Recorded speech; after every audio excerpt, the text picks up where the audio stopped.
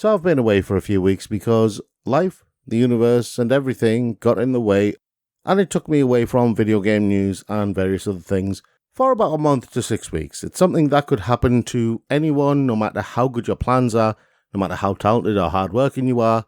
These things happen. But what I found interesting is, for that time, I've basically been the outsider looking into video games. And from the outside perspective, it really looks as though video games is stuck in this vicious cycle of endlessly repeating the same mistakes it makes over and over again. It really is a case of the more things change, the more they stay the same.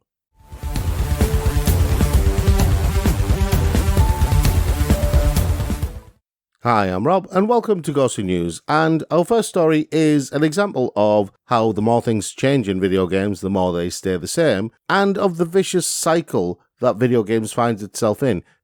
Now, everyone knows about Microsoft's acquisition of Activision Blizzard and all the things that they've had to do, all the hoops they've had to jump through, all of the monopolies commissions around the world investigating the sale, Sony spitting their dummy out and making all sorts of wild claims about how Call of Duty is a console seller, and if Microsoft have it, it's going to be an exclusive, and then Sony are going to lose out, which any reasonably intelligent observer of video games will be able to tell you is utter bullshit. Sony are relying on the fact that many of these monopolies commissions around the world do not involve themselves in the everyday humdrum of video games. And so they are completely unaware as to whether Call of Duty is a console seller or not. Now, because of cultural influences and the fact that Call of Duty has long been in the gaming zeitgeist as the seminal first-person shooter, people who work in these monopolies commissions will be aware of the name, and so they will think it is actually bigger than it is. As most people who play video games will know, Call of Duty's star has waned. But Sony are banking on the fact that the people who work in the monopolies commissions don't know that. But there's another side to this story. See, I for one am glad that the CMA here in the UK is giving a little pushback to Microsoft and making Bobby Kotick and his crony board of directors a little bit nervous. See, they're banking on this whole deal being completed so they get their golden parachutes and successfully exit the company with no harm, no foul. A lot of you are probably thinking, no, that can't be the case. No, that is actually the case. If it wasn't the case, then why is Activision Blizzard engaging in what is clearly anti-union behaviour? See, this is where the second story is. Again, an example of the more things change, the more they stay the same. Activision Blizzard have been accused by the Communication Workers of America of labour law violations, with workers alleging that the company spied on them and attempted to stop them from communicating about pay and working conditions. Now, the CWA have filed an unfair labour practice charge against Activision Blizzard with the National Labour Relations Board, and in the filing, the CWA alleged that Activision engaged in illegal surveillance of workers during the walkout to end gender inequity, and cut off access to a chat channel where workers were discussing wages, hours, and working conditions. The CWA has argued that these were examples of Activision's continued efforts to undermine and suppress workers' rights to organise. See what I mean about the more things change, the more they stay the same? Activision Blizzard is still engaging in union-busting activities, and who knows what else they're doing that we don't know about. Okay, moving on to another example of the more things change, the more they stay the same. Companies buying all or part of other companies. This isn't going to be like Microsoft and Activision Blizzard. This is all about Sony and Tencent, who have purchased 30% of From Software, the makers of the Souls series of games, Elden Ring, Armored Core, and all sorts of other titles as well. Now, this is according to an official notice that was published by From Software's parent company, Kadokawa Corporation. The 30% stake, or thereabouts, is actually divided into two parts. Sixjoy, who are a subsidiary of Tencent, are going to own 16.25% of From Software, while Sony will own 14.09%, with Kadokawa continuing to own the remaining 69.66%. The hope is that this investment will help From Software publish more games globally, and given the global success of Elden Ring, it's no surprise that Sony and Tencent would want to hitch a ride on the wagon of this rising star, but it could also be the two companies maneuvering themselves into position for a potential buyout at some later date. It's something that could happen, and it would be interesting to see Sony and Tencent clash over From Software, one of the most desirable developers in video games at the moment. Speaking of desirable, there is a company in video games whose star has waned a little bit, and that company is Quantic Dream, the developers of Fahrenheit, Heavy Rain, Detroit Become Human, Beyond Two Souls, and various other cinematic experiences. Were they actually video games? I suppose in a sense they were, but were they really? Regardless of what they are, Quantic Dreams is the first European studio to be bought by Netease, which is surprising to me because I thought Netease, who basically cut their teeth in mobile games and have done a lot of mobile games and various other things as well, they've bought a company that basically makes cinematic video game experiences. The CEO of Netease, William Ding, has said, "We are thrilled to embark on an exciting new stage of growth with Quantic Dream, bound by our shared vision, mutual trust and respect. Netease will continue to fulfill our promise to support Quantic Dream to realize its full potential by combining the wild creativity and exceptional narrative focus of Quantic Dream with Netease's powerful facilities, resources and execution capabilities. We believe there are infinite possibilities that could redefine the interactive entertainment experience we provide for players worldwide." Yes, there is that possibility. But there's also the possibility that you are just giving David Cage enough money to make that movie he keeps threatening us with. Anyway, moving on to a new semi-regular section that I'm going to be doing called Everyone Knows How to Make Video Games, Don't They?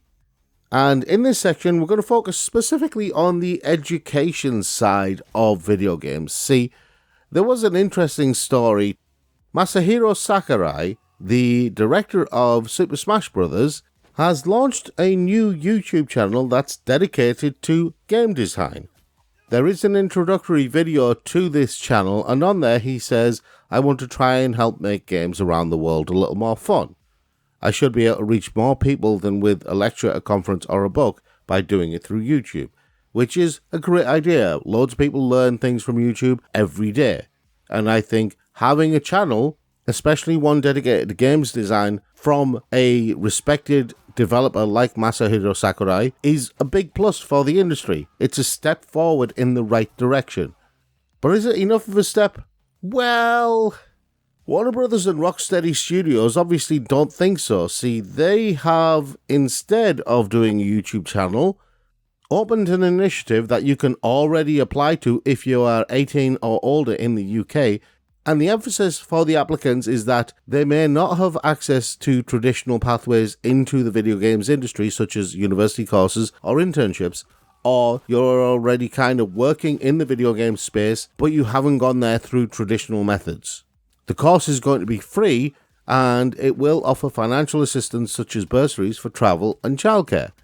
And the deadline for applications is the 23rd of September. I will link to various bits for the course in the description below, because I think this is amazing. The whole thing is called the Warner Bros. Discovery Access X Rocksteady Studios Games Academy, which is a hell of a title, and a very Japanese title if ever there was one.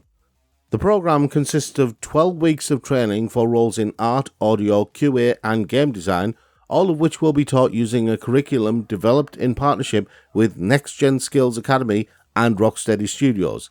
This is a major step up from Masahiro Sakurai's YouTube channel, and this is the kind of progress we need.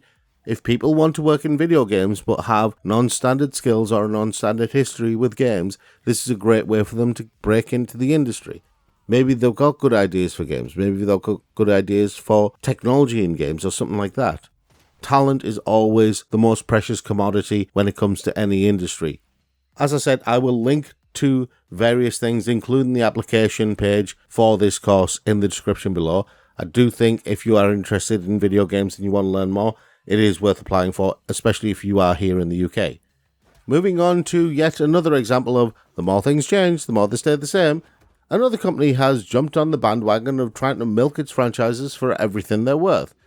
The French publisher Microids has unveiled its own music label, Microids Records, which is a subsidiary which aims to collaborate with musicians and composers to release soundtracks from games it has published. The first 2 albums to join the label will be the soundtracks from Siberia 2 and Siberia 3, which are composed by Inon Zur. Now, here's the thing. These are going to be available for sale, and I have no problem with soundtracks being available for sale. But I do want to draw your attention to 2 specific things. The first one is minor, the second one is major. The first one is Square Enix and the fact that their YouTube channel, or a specific YouTube channel that they run, has just about all of the music from Final Fantasy XIV available for free on YouTube, and you can add it to your own playlists on YouTube and play it directly from YouTube. The second one, and the bigger fly in the ointment, so to speak, is Riot Games. Riot Games took one look at how things were being done, and Riot have such a strong history when it comes to music and video games and multimedia stuff. They are building a massive empire of multimedia outside of League of Legends, and everyone right now is salivating over the idea of a Riot MMO, but there is so much content outside of that already.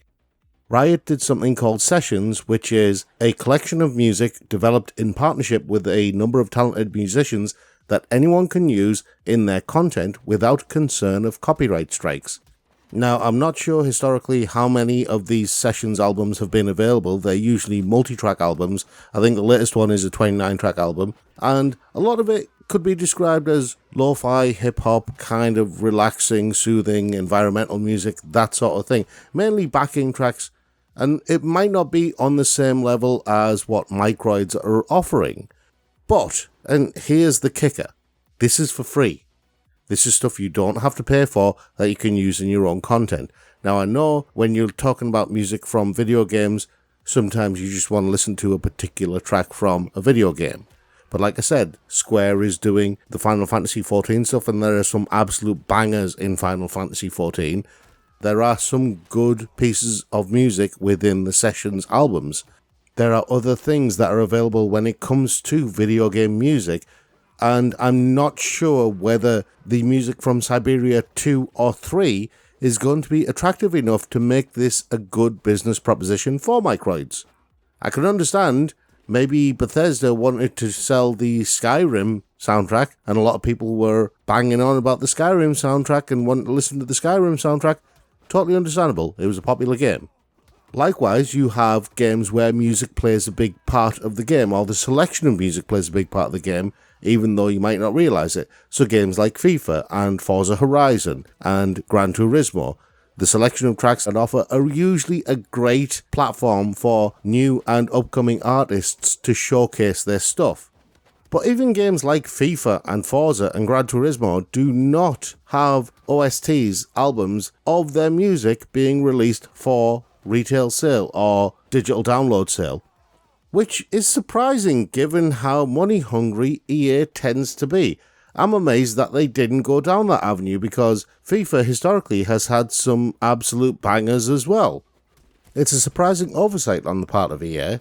But then again, I suppose with music licensing being as tricky as it is, it might not have been financially viable for them.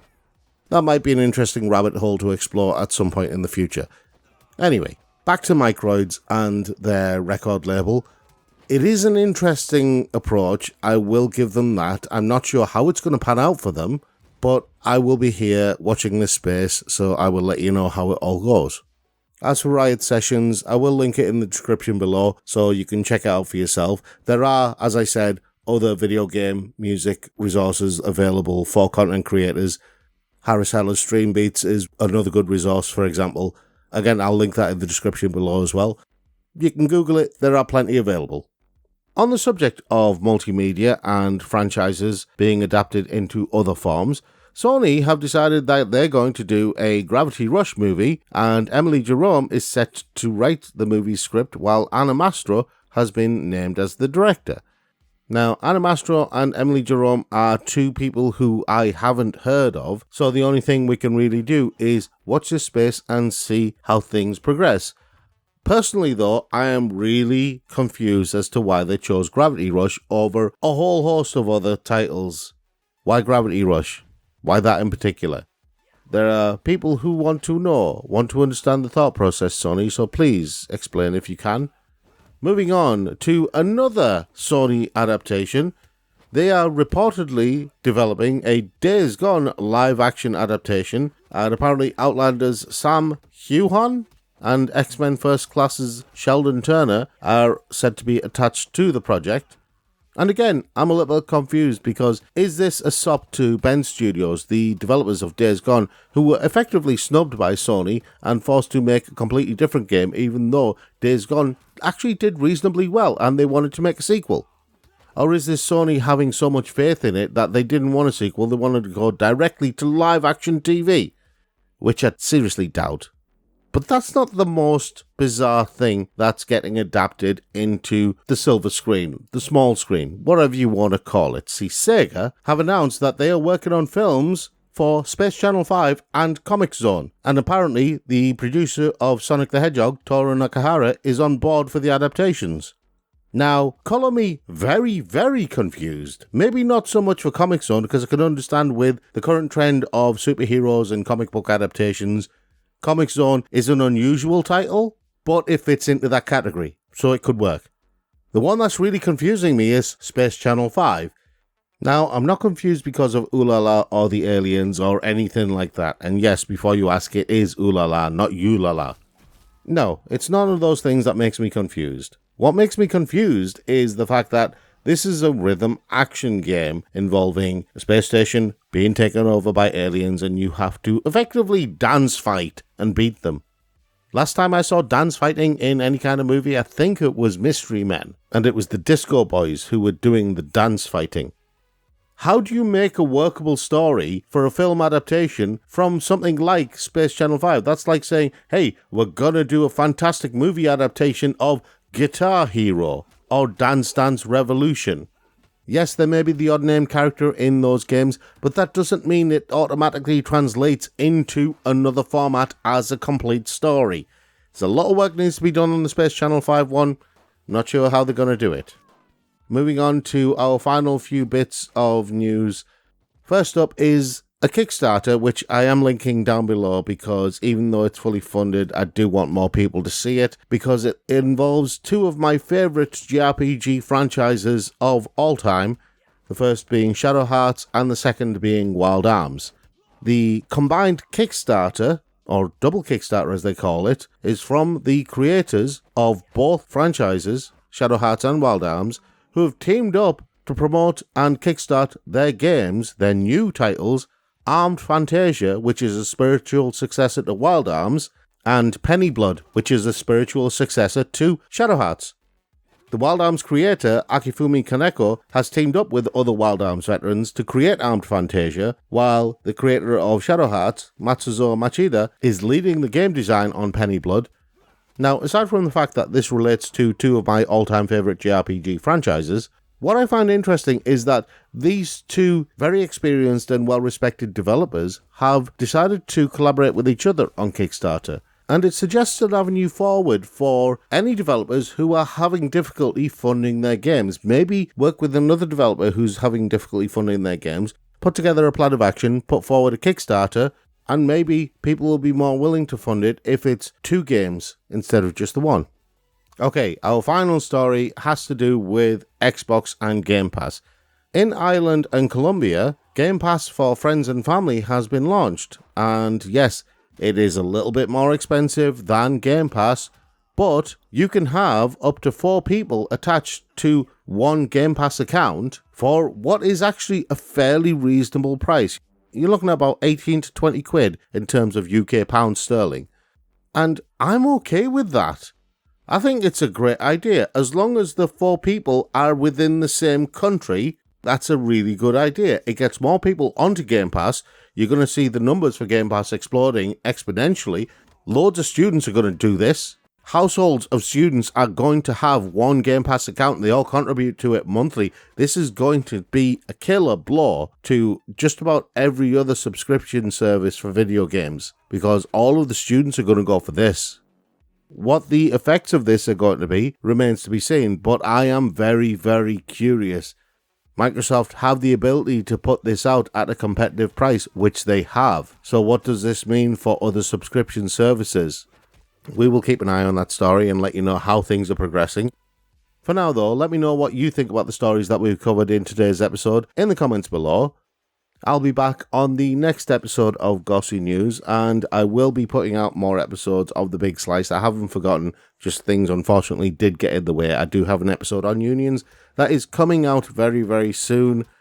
In the meantime, I hope you all play something that really captures your attention and fires your imagination. Until I see you again, thanks for watching.